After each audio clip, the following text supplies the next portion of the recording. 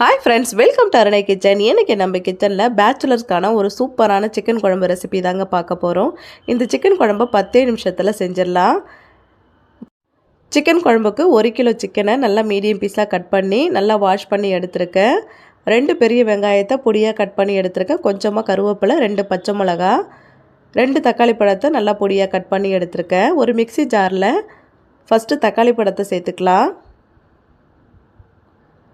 நான் ஒரு 2 பழுத்து தக்காளி பழத்தை எடுத்திருக்கேன்.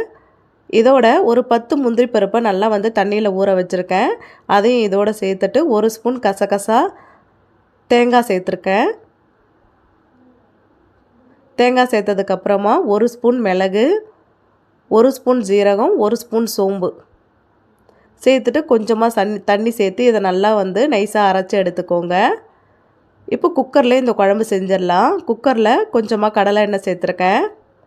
கடலை எண்ணெய் நல்லா காஞ்சதுக்கப்புறமா பட்டை, லவங்கம், ஏலக்காய், கிராம்பு எல்லாம் கரம் மசாலாவையும் சேர்த்துட்டு 1 ஸ்பூன் சோம்பு சேர்த்துட்டு நல்லா பொரிஞ்சதுக்கப்புறமா கருவேப்பிலை நல்லா பொரியட்டும். ஒரே ஒரு வரமிளகாய் சேர்த்துக்கிறேன். சேர்த்துட்டு வெங்காயம், பச்சை மிளகாய் இதெல்லாம் சேர்த்துட்டு நல்லா வதக்கி விட்டுருங்க. வெங்காயம் ஓரளவுக்கு வதங்கட்டும். வெங்காயம் நல்லா இந்த அளவுக்கு வதங்கினதுக்கப்புறமா இஞ்சி பூண்டு பேஸ்ட்டு 1.5 ஸ்பூன் சேர்த்துருக்கேன். நீங்கள் அந்த தக்காளி தேங்காயெலாம் அரைச்சோம் இல்லையா, அதில் கூட இஞ்சி பூண்டையும் சேர்த்து அரைச்சிட்டிங்கன்னா இப்போ இஞ்சி பூண்டை சேர்க்க வேண்டாம். இஞ்சி பூண்டு சேர்த்து லேசாக வதங்கினதுக்கப்புறமா அரைச்சி வச்சுருக்கிற தக்காளி பேஸ்ட்டு சேர்த்துட்டு ஒரு 2 நிமிஷம் நல்லா பச்சை வாசனை போகிற வரைக்கும் நல்லா வதக்கி விட்டுக்கலாம். மிக்ஸி ஜாரில் கொஞ்சமாக தண்ணி சேர்த்துட்டு அதையும் நல்லா கழுவி விட்டுட்டு நல்லா ஒரு 2 நிமிஷம் நல்லா வதங்கினதுக்கப்புறமா மஞ்சத்தூள், காஷ்மீரி சில்லி பவுடர் சேர்த்துருக்கேன் கொஞ்சம் கலருக்காக. அப்புறம் குழம்பு மிளகாத்தூள் 3 ஸ்பூன் சேர்த்துருக்கேன். குழம்பு மிளகாத்தூள் இல்லைன்னா பரவாயில்ல, தனி மிளகாத்தூள் 1 ஸ்பூன், மல்லித்தூள் 3 ஸ்பூன் சேர்த்துக்கோங்க.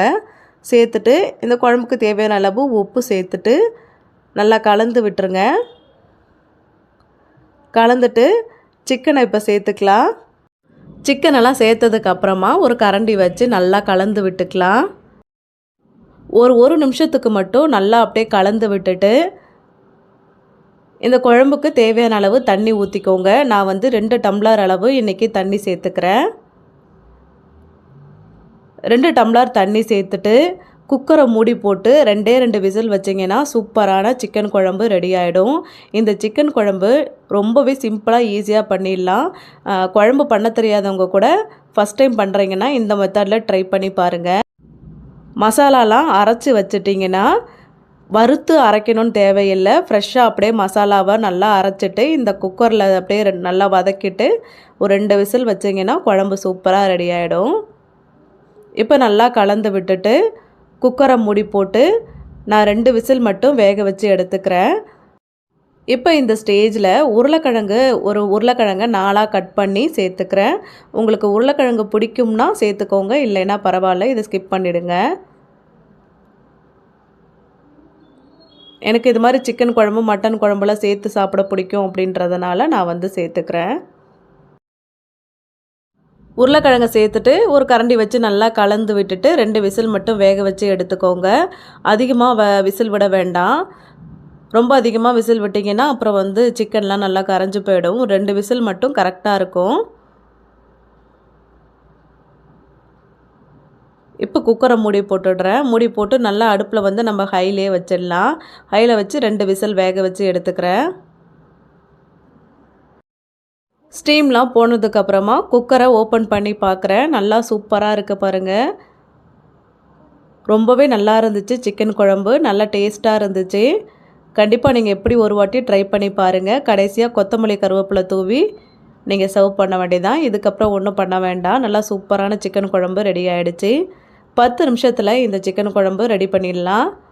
இதை நீங்கள் சப்பாத்தி, சாதம், இட்லி, தோசை இதுக்கெல்லாம் நீங்கள் சர்வ் பண்ணிங்கன்னா ரொம்பவே நல்லாயிருக்கும். இப்போ சூடாக இருக்கிறதுனால குழம்பு கொஞ்சம் தண்ணியாக இருக்கிற மாதிரி இருக்குது. கொஞ்சம் ஆறுனதுக்கப்புறம் கெட்டியாகிடுச்சு. நல்லாவே இருக்கும். கண்டிப்பாக நீங்கள் ட்ரை பண்ணி பாருங்கள். இந்த 10 மினிட்ஸ் பேச்சுலருக்கான சிக்கன் குழம்பு ரெசிபி உங்களுக்கு பிடிச்சிருந்ததுன்னா லைக் பண்ணுங்கள், ஷேர் பண்ணுங்கள். மறக்காமல் அருணை கிச்சனுக்கு சப்ஸ்கிரைப் பண்ணிடுங்க. Thank you friends.